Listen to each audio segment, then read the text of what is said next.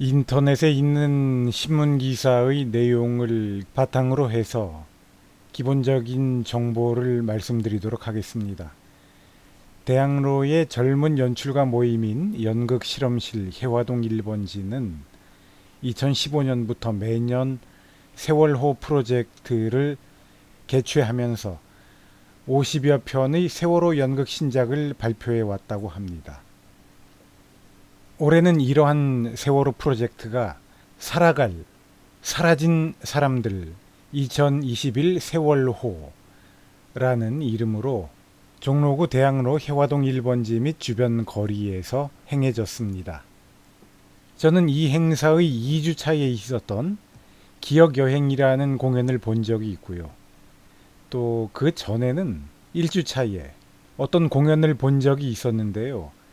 이 공연에 대해서 말씀드리기가 조금 혼란스러운 점이 있습니다.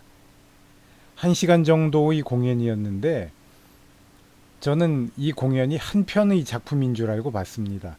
그런데 알고 봤더니 그것이 숨, 그리고 모자, 그리고 25이라는 세 작품이 함께 공연된 것이라고 하네요. 그러니까 제가 약 1시간 정도 동안 극장에 앉아서 세 가지 작품이 함께 뒤섞이는 공연을 보았던 것입니다. 그래서 이 작품의 제목을 뭐라고 불러야 좋을지 모르겠지만 아마 공연을 하셨던 분들은 이 공연을 모자, 숨, 25이라고 불렀던 모양입니다. 저는 이 공연을 6월 8일 8시에 소극장 해화동 1번지에서 봤습니다.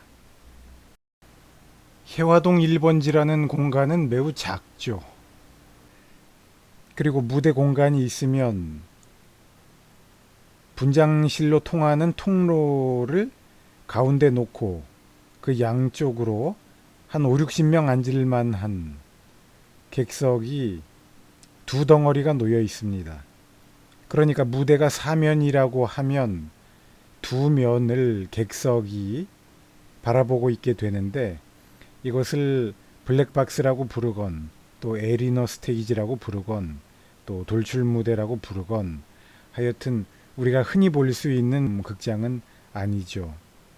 제가 극장에 들어가 보니까 이날 객석에는 남자가 한 10명 정도 앉아 있었고 나머지 4분의 3이 여자였습니다. 그리고 만약의 사고에 대비해서 어떻게 탈출할 수 있는가 대피 경로에 대한 자세한 안내가 공연의 진행을 하시는 분들로부터 있었습니다. 처음에 세월호와 관련된 행사에서 그런 안내의 말을 들으니까 가슴이 찡하더군요. 전체적으로 한 50명 정도가 객석에 앉아서 공연을 본 것 같습니다. 그런데 아무래도 공연장이 협소하다 보니까 요즘 코로나19 때문에 한 칸씩 거리두기가 행해지고 있는데 거리두기에는 조금 미흡한 점이 있지 않았나 이런 생각이 들고요. 아무래도 갓 목재들을 극장으로 들여다가 무대 장치를 한 지가 얼마 되지 않아서 그런지 제가 객석에 앉으니까 합판의 생나무 냄새가 진동을 했습니다. 그러한 후각적인 자극도 또 공연의 어떤 흥미로운 측면이 되는 것 같기도 했습니다. 왜 그러냐 하면 이 공연에서는 생명의 형성이나 탄생에 대한 이야기들이 언급되고 있었는데 그러한 이야기가 언급될 때 생나무의 냄새가 느껴지면서 뭔가 조금 더 원초적인 생명력이나 생명의 근원을 느껴볼 수 있게 하는 것 같았습니다. 긍정적으로 생각하면 말이죠.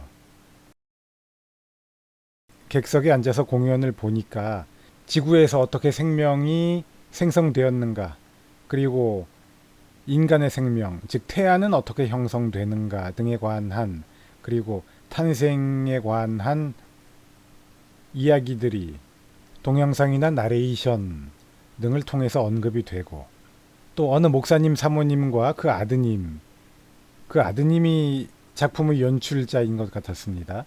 그분들에 대한 이야기가 언급이 되고 어머니가 어떻게 해서 아버지를 만나게 되었고 어떻게 해서 자식들을 낳게 되었는가, 그리고 이 아들 자식에 대해서 어떠한 애정을 가지고 있는가 하는 이야기들이 펼쳐졌고, 또 한편으로는 세월호를 졸업한 생존자에 관한 이야기가 주로 독백을 통해서 펼쳐졌습니다.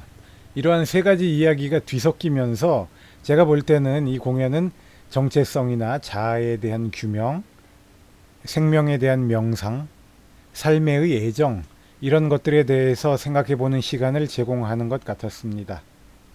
그런데 사실 저는 이 공연이 세 개의 작품들이 한데 뒤섞여서 공연되는 것인지를 몰랐고, 그냥 하나의 작품이 그런 식의 구성을 가지고 여러 가지 에피소드들이 서로 개입하고 이미지들이 중첩되고 하면서 진행되는 것인 줄 알았거든요. 그러면서 이 공연 전체를 하나의 작품으로 알고서 봤을 때 저에게는 이런 생각이 들었습니다.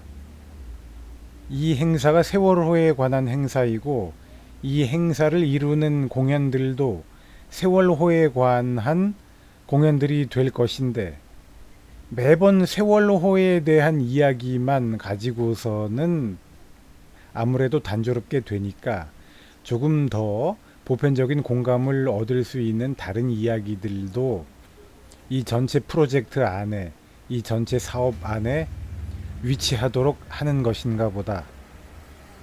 그래서 세월호에서 희생된 생명들을 추모하면서 생명에 대한 보편적인 이해나 공감을 얻기 위한 명상이나 성찰도 제공해보고, 또 엄마와 아들의 관계에 대해서 이야기하는 내용을 통해서 보편적인 가족애나 생명애, 또 자식을 잃은 부모의 사랑에 대해서 이야기를 하고 싶은 것인가 보다.